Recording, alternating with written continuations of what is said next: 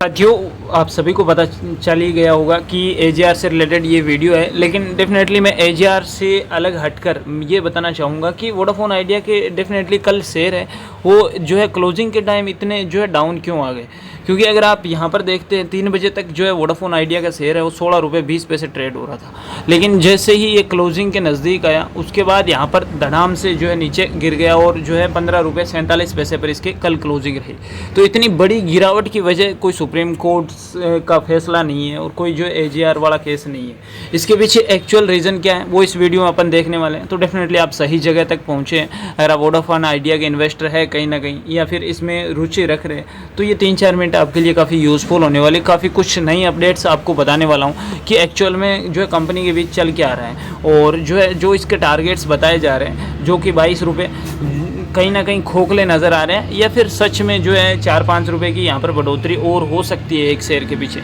तो चलिए शुरू करते हैं। सबसे पहले तो आप ये जो है अगर इसके फंडामेंटली एनालिसिस देखें तो जून वाले जो क्वार्टर आए हैं कहीं ना कहीं कंपनी अभी भी नेट इनकम हो, ईपीएस हो, नेट प्रॉफिट मार्जिन हो जो है माइनस में चल रही है, लेकिन उभरने का प्रयास कर रही है। सब कुछ जो है पॉजिटिव नज़र आ रहे हैं अगर एक रेवेन्यू को छोड़ दे जिसमें गिरावट देखने को मिली है। क्योंकि जो है अगर कंपनी की सेल्स ही जो है कम हुई है तो रेवेन्यू एक्चुअल में कम ही होगा। क्योंकि अगर क्वार्टरली अगर इसकी सेल्स देखें अपन तो जो है 10,607 करोड़ मार्च में थी और अभी 10,508 करोड़ जो है इसकी सेल्स रह गई। वहीं ब्याज के रूप में कंपनी जो है 5,519 जो है ब्याज चुका रही है, सिर्फ ब्याज यानी जो इंटरेस्ट जो जिन्होंने उधारी ले रखी। अब आरओसी और आरओई दोनों ही नेगेटिव में चल रहा है और बुक वैल्यू यहाँ पर 20 का माइनस में चल रहा है। तो ये आपको ध्यान रखने चाहिए। बाकी डिविडेंड तो पे कर ही नहीं रहे। अब यहाँ पर ये मुद्दे मैं कई बार जो है डिस्कशन कर चुका हूँ आपके सामने कि कैसा चार्ट चल रहा है, आरओसी क्यों नहीं दे रहा है और जो है बुक वैल्यू माइनस में होने का मतलब क्या है कि अगर कंपनी आज ही बंद हो गई तो आपका एक पैसा भी आपके अकाउंट में नहीं आने वाला है। बुक वैल्यू का मतलब होता है अगर 20 की बुक वैल्यू चल रही होती तो एटलीस्ट आपको 20 रुपये के अकॉर्डिंग पेमेंट मिलता। अब जो है हाईलाइटेड न्यूज़ है एजीआर और जो है कंपनी के शेयर में अचानक बड़ी गिरावट क्यों हुई वो देख लेते हैं। तो ये है वो न्यूज़, आप देख लीजिए कि जो है यूबीएस प्रिंसिपल कैपिटल एशिया के नाम से जो है कोई कंपनी है जिन्होंने वोडाफोन आइडिया में जो है जिसकी हिस्सेदारी 0.54% थी, इन्होंने अपनी जो है 0.54% की हिस्सेदारी बेची जो भी जो है 600 करोड़ रुपए के आसपास। तो अब आप देखिए कि 1-2 घंटे में जो है इतनी हिस्सेदारी अगर कम हो जाएगी तो कहीं ना कहीं सीधी सी बात है कि कोई भी कंपनी हो लॉस में आ जाएगी। एक्चुअल में सिर्फ इसने जो वोडाफोन आइडिया से अपनी हिस्सेदारी नहीं बेची, इसने जो है 7 कंपनियों में जो है लगभग 4,961 करोड़ रुपए की अपनी हिस्सेदारी बेची है। तो एटलीस्ट जो है हमें तो वोडाफोन आइडिया से मतलब है। अगर देखा जाए कैपिटल जो है एशिया ने शुक्रवार को खुले बाजार में लेन देन के जरिए वोडाफोन आइडिया में 0.54% की हिस्सेदारी जो है 598 करोड़ रुपए में बेच दी और बीएसई पर बल्क डील डेटा के अनुसार जो है यूबीएस जो है प्रिंसिपल कैपिटल एशिया ने जो है टेलीकॉम दिग्गज में 38.2 करोड़ शेयर जो है 15 रुपये 67 पैसे के जो है प्रति जो है शेयर के भाव से यहाँ पर कल बेचे थे। डेफिनेटली इतने बड़े जो है निर्णय से जो है कंपनी नीचे आनी ही थी। इससे पहले 14 अगस्त को वोडाफोन आइडिया ने इस अटकल पर प्रतिक्रिया दी थी कि सरकार कंपनी में अपनी जो है हिस्सेदारी बेचने के सॉवरेन फंड के साथ विकल्पों पर विचार कर सकती है और कंपनी ने स्पष्ट किया था कि सरकार की हिस्सेदारी के बारे में कोई भी निर्णय है वो पूरी तरह केंद्र के विवेक पर निर्भर करता है। लेकिन कल जो है यहाँ पर फाइनली इतनी बड़ी डील होने के बावजूद जो है डाउन आना जो है लाजमी था। वोडाफोन आइडिया के जो है बीएसई पर 4.17% गिरकर जो है शेयर 15 रुपये 63 पैसे तक जो है आ गए, जबकि बेंचमार्क जो है सेंसेक्स में 0.28 की बढ़ोतरी भी हुई। अब अपन जो एजीआर वाला जो केस चल रहा है उसके बारे में थोड़ी सी मैं अपडेटेड दे देता हूँ। ये जो है 600 करोड़ निकलने से डेफिनेटली फ़र्क पड़ेगा कोई भी कंपनी हो। अगर 5-10 करोड़ होता तो फिर भी अपन सोच लेते। तो अब चलिए जो है एजीआर से रिलेटेड क्या जो है निर्णय आया है और उसके बारे में भी थोड़ी सी डिटेल से देख लेते हैं। उससे पहले आपने अभी तक बाबा बाजार को सब्सक्राइब नहीं किया है तो अभी कर दो, बाद में आप भूल जाते हो। वीडियो एंड तक ज़रूर देखते हो और आपको वैल्यू फॉर जो है वैल्यूएबल कंटेंट भी मिलता है। आपके लिए मैं इतनी रिसर्च करके ये सारी न्यूज़ लेके आता हूँ, फिर भी आप जो है सब्सक्राइब करके बेल आइकन पर ऑल प्रेस नहीं करते हो और जो है सब्सक्राइब भी कर देते हो तो नोटिफिकेशन ऑन नहीं करते, इसकी वजह से आपको नोटिफिकेशन नहीं मिल पाते और आप अपडेटेड नहीं रह पाते। तो डेफिनेटली सबसे पहला काम तो ये कर दो, दूसरा वीडियो को अभी लाइक करो। अब चलते हैं अपन दूसरी न्यूज़ पर। अब कई लोगों को तो ये भी मतलब जो है ये भी पता नहीं होगा कि एक्चुअल में ये एजीआर किस चिड़िया का नाम है। तो एजीआर का सीधा सा मतलब होता है जो टेलीकॉम सेक्टर की कंपनियां हैं उनके द्वारा सरकार को जो भुगतान किया जाता है वार्षिक लाइसेंस के लिए, तो वो होता है एजीआर।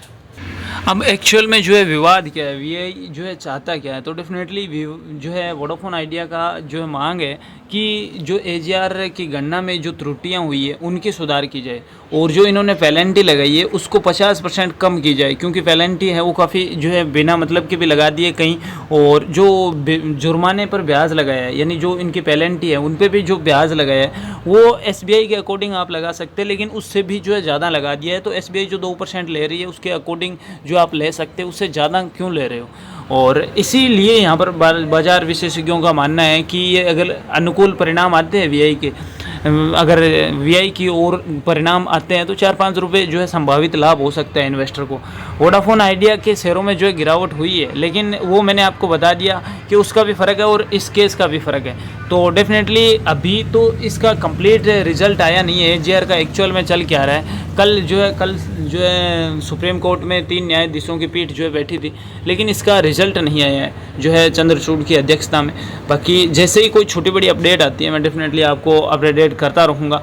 और अभी जो है सुनवाई चल ही रही है इसकी, और कंप्लीट डिटेल आते ही अपन जो है चर्चा करेंगे इस पर। और बाकी मैंने आपको बता ही दिया है 2019 में सर्वोच्च न्यायालय ने फैसला सुनाया था कि एजीआर जो है मतलब लाइसेंस शुल्क की गणना के लिए किया जाता है, और वो कंपनी को कुल राजस्व पर आधारित होना चाहिए, नहीं कि केवल दूरसंचार सेवाओं से होने वाले राजस्व पर। इसने केंद्र को भारतीय दूरसंचार कंपनियों से अतिरिक्त जो 92,000 करोड़ जो है मांगने की अनुमति दी थी।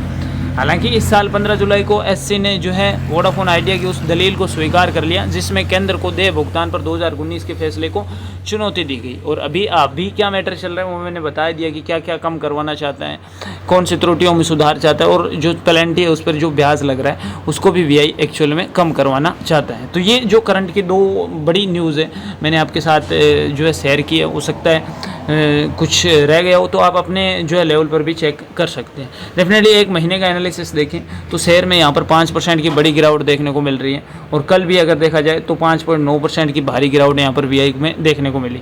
6 महीने का एनालिसिस निकाले तो 6 महीने में मात्र यहाँ पर 13.33% के जो है रिटर्न्स आए हैं, और ₹1.82 का छोटा सा अपर सर्किट आप मान सकते हैं। हालांकि 1 साल से अच्छा काम कर रहा है वीआई, इसमें कोई दो राय नहीं है, लेकिन उतार चढ़ाव काफ़ी आए, फिर भी 70% की बड़ी उछाल 1 साल में देखने को मिली है वोडाफोन आइडिया में। वहीं अगर 5 सालों का एनालिटिक्स निकाले तो 5 सालों में कंपनी ने 190% रिटर्न्स दिए, क्योंकि 5 साल पहले वीआई के हालात थे ₹5.35 2019 में। उसके बाद सर्वाइव किया और बीच में अच्छे टारगेट्स भी हिट किए, लेकिन जो है कंटिन्यूटी नहीं रह पाई। 2021 में भी 15-16 के आसपास स्ट्रगल कर रहा था, फिर डाउन आया, फिर अपर सर्किट आए।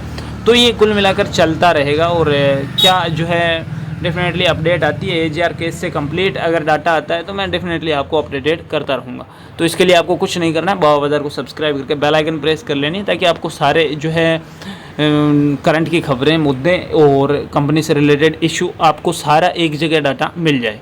बाकी अगर कंपनी की बात की जाए, अक्षय मुंद्रा साहब इनके जो है वर्तमान में सीईओ है, हेडक्वार्टर मुंबई और गांधीनगर में है, और जो है अगर 5.3 बिलियन यूएस इसका रेवेन्यू है। बाकी नेक्स्ट वीडियो में चर्चा करते हैं। तो बाबा बाज़ार को सब्सक्राइब करके बेल आइकन प्रेस कर लो, ताकि आपको नोटिफिकेशन मिलते रहे और आप हर छोटी बड़ी चीज़ से अपडेटेड रहो। तो मिलते हैं नेक्स्ट वीडियो, तब तक के लिए जय हिंद, वंदे मातरम।